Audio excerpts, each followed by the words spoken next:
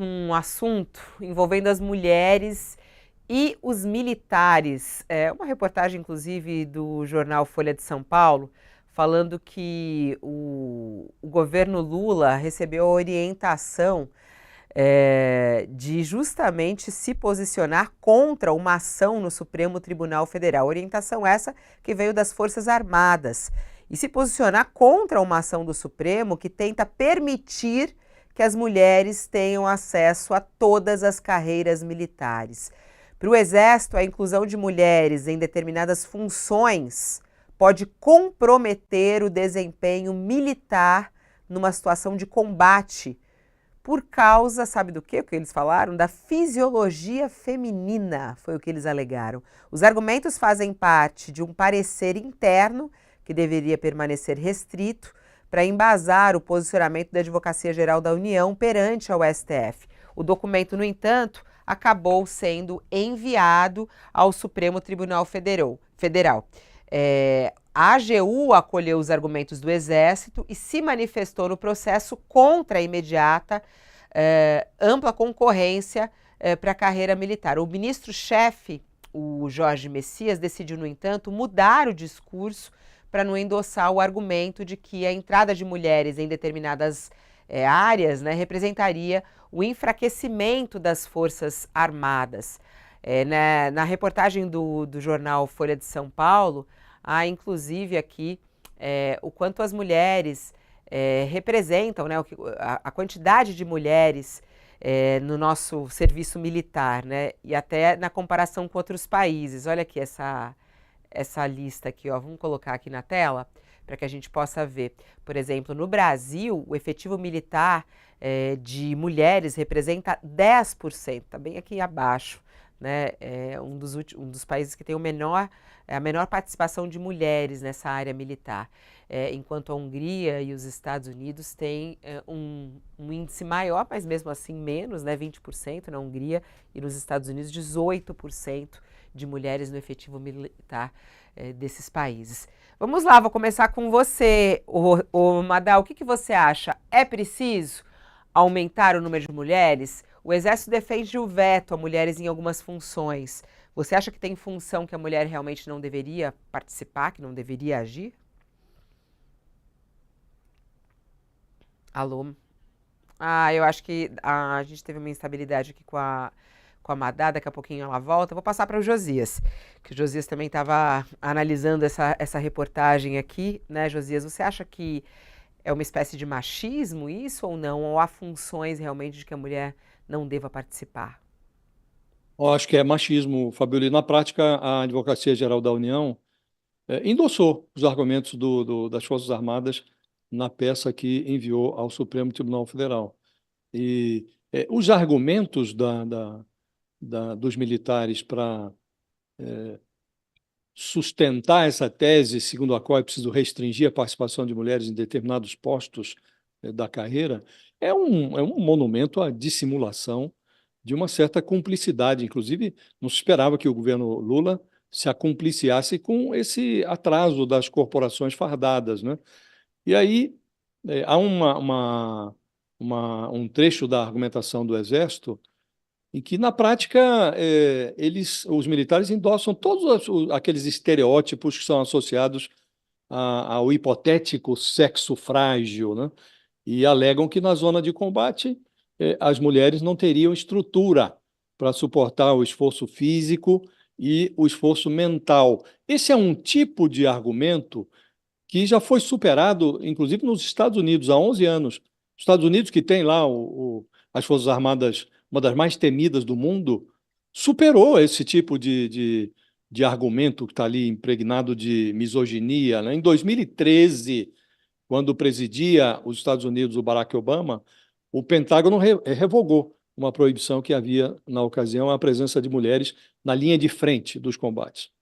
Isso foi considerado, na ocasião, uma decisão histórica e deu-se ali um prazo de 3 anos para que as Forças Armadas americanas assegurassem essa igualdade entre homens e mulheres.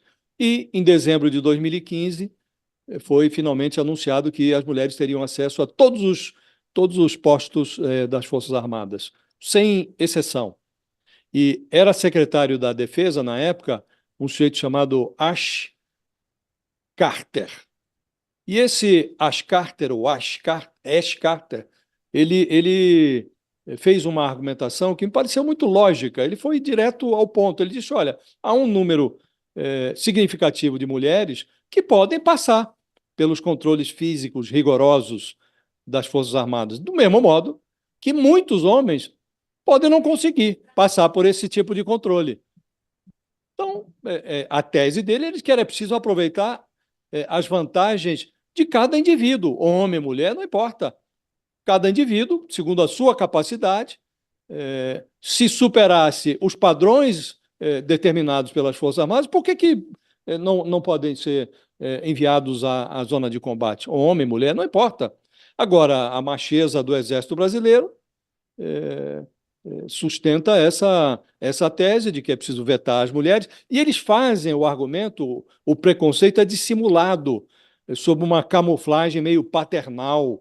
Eles dizem, o documento do Exército diz que é preciso aguardar, que o Exército precisa esperar por alguns anos, porque ainda não há informações seguras a respeito das consequências da atividade militar sobre a saúde física e mental das mulheres enviadas à zona de combate. Eu acho que hoje, Fabiola, nas Forças Armadas Brasileiras, a mulher está sujeita a uma violência maior pelo risco de estupro dos seus companheiros de farda do que o risco de morte ou de sofrer alguma consequência numa zona de combate.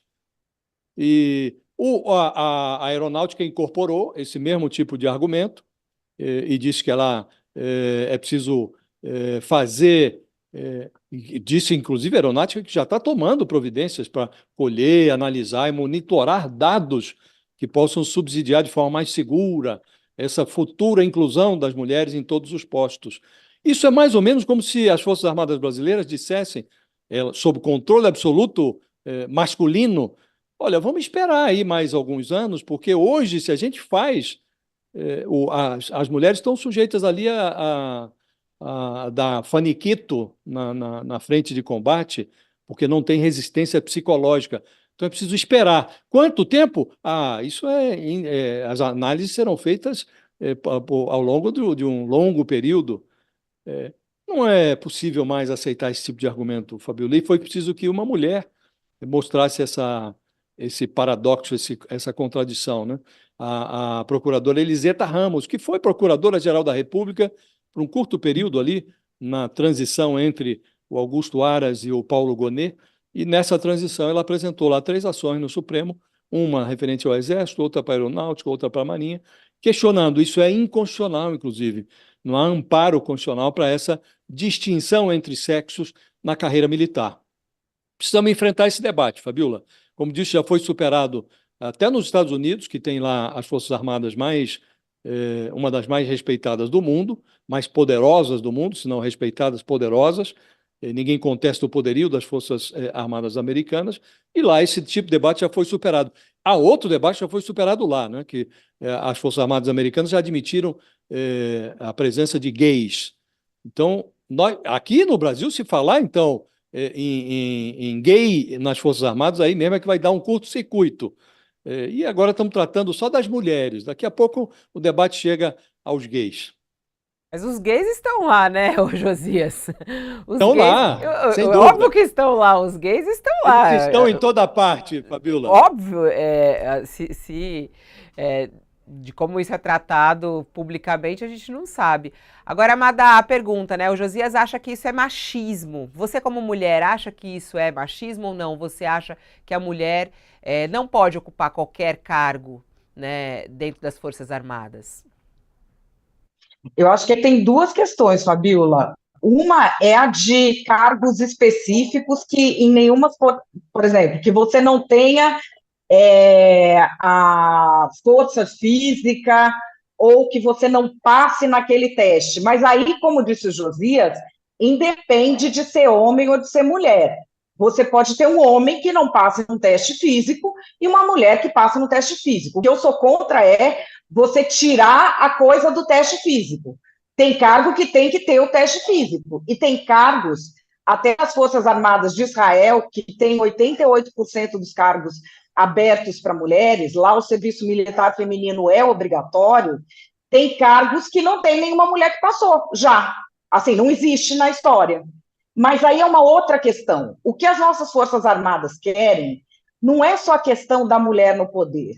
É que se você deixar entrar mulher, você vai começar a questionar uma estrutura que eles têm, que é machista e de privilégios, que é a coisa da pensão para as filhas solteiras.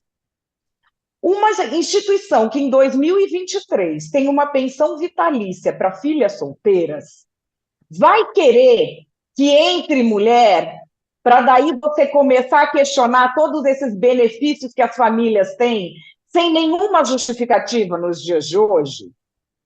Qual é a justificativa de vários benefícios que eles têm?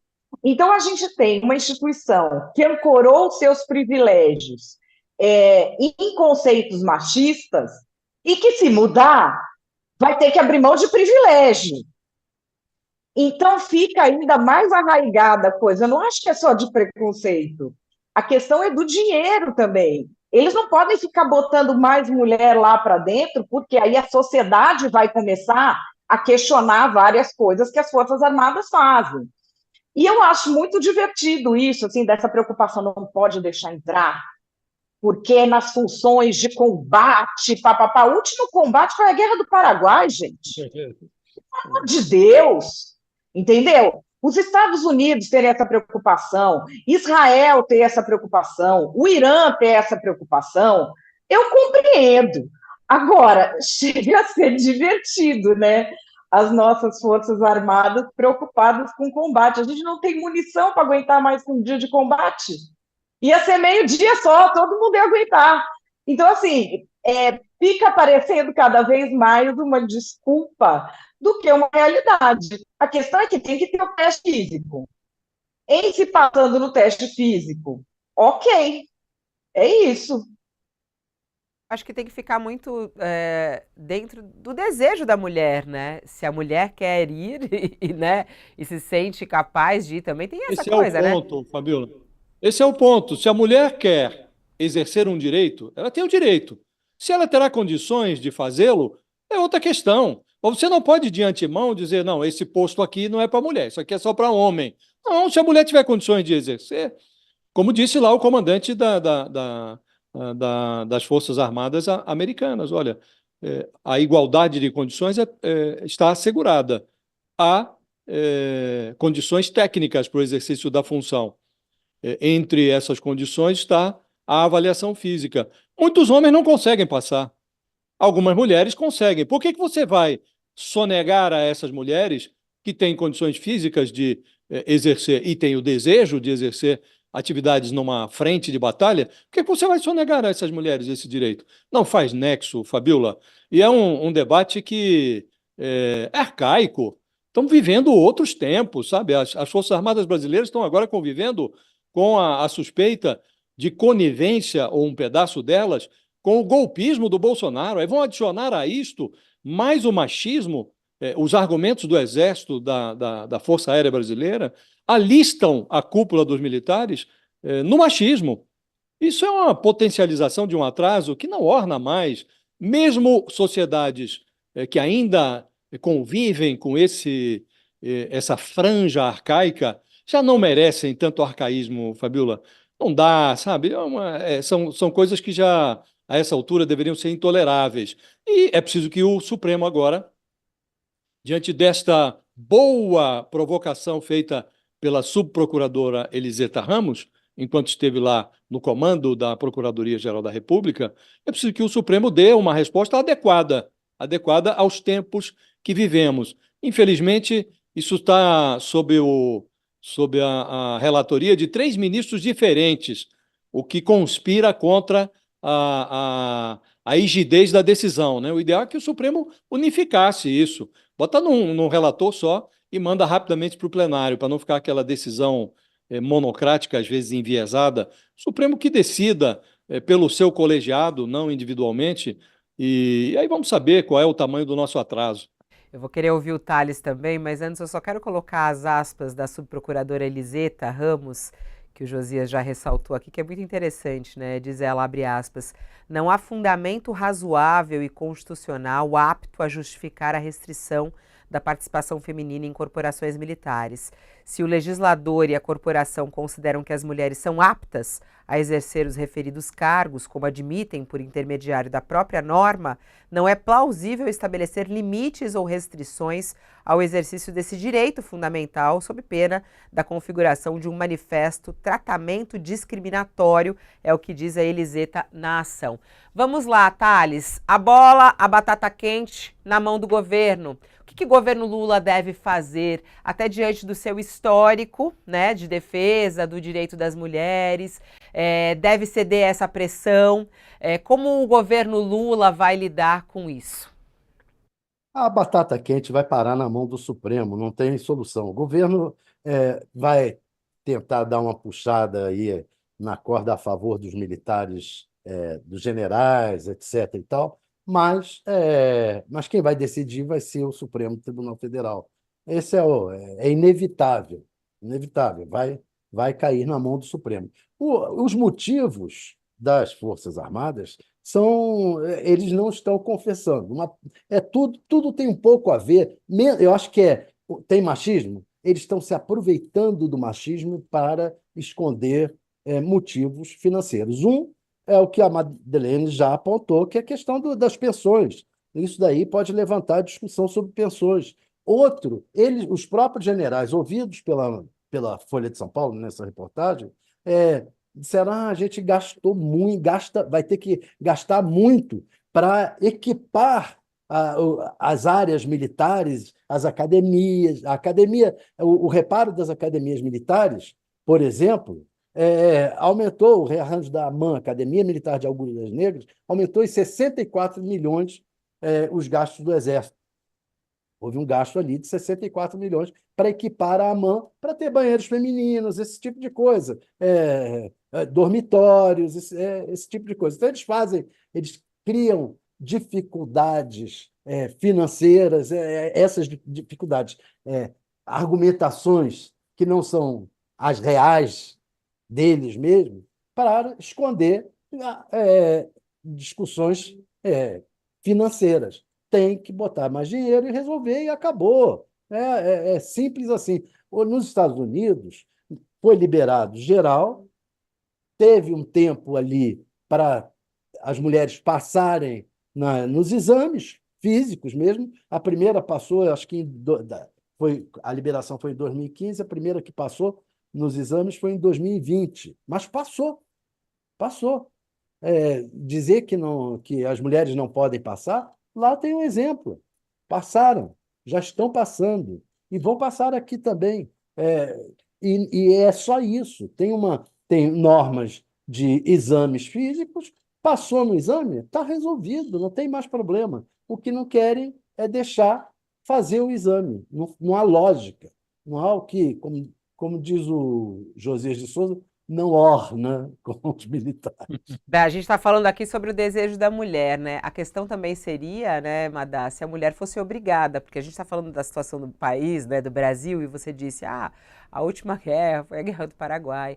E numa situação de obrigar as mulheres a irem para a linha da frente do combate, será que a gente já está nesse nível também de discussão, Madá? Como é que você vê isso até pelo mundo e sobre essa discussão do feminismo, de ocupar, né, todos os lugares dos quais a mulher quer ocupar? Agora, como é que fica a questão da obrigação, né, e a mulher ser obrigada, ser convocada a ir?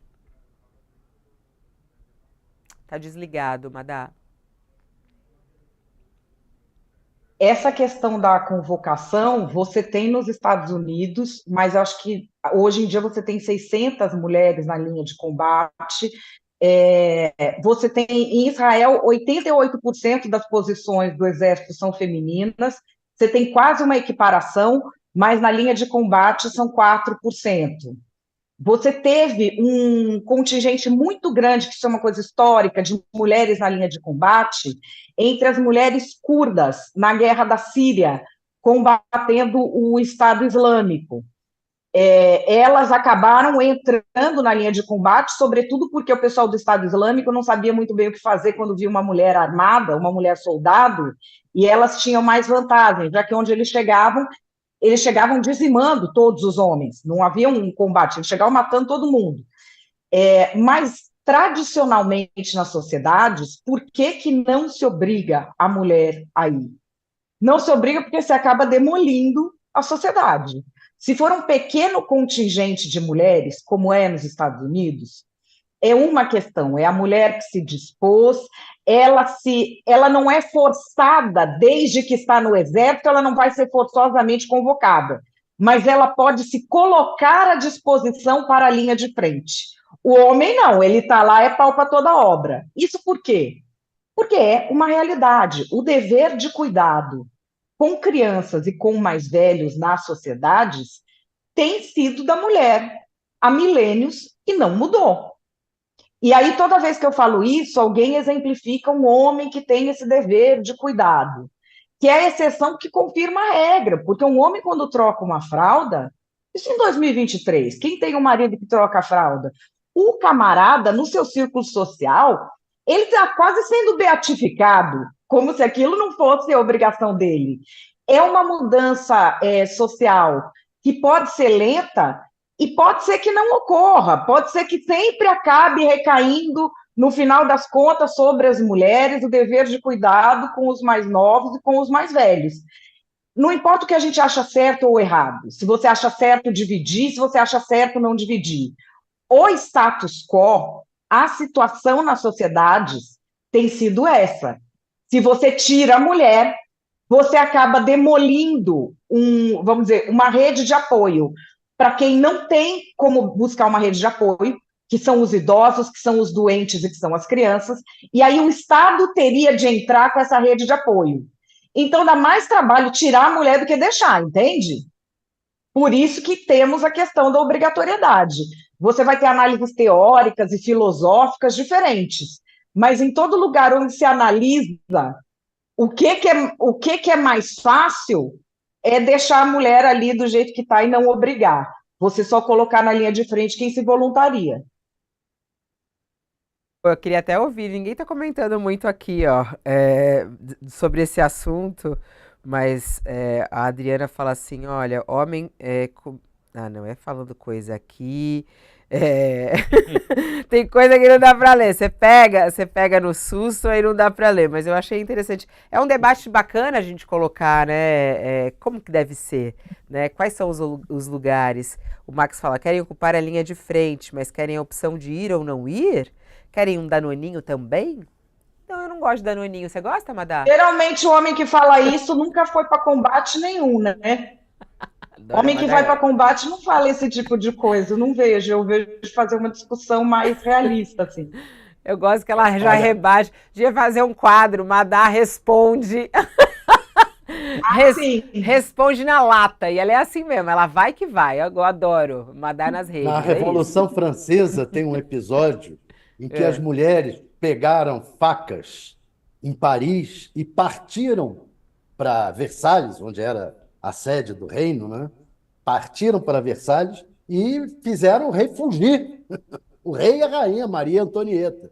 As mulheres partiram com as facas Olha. nas mãos É. e os homens vieram atrás. É. Ó, falando a gente falou aqui Ministério da Defesa.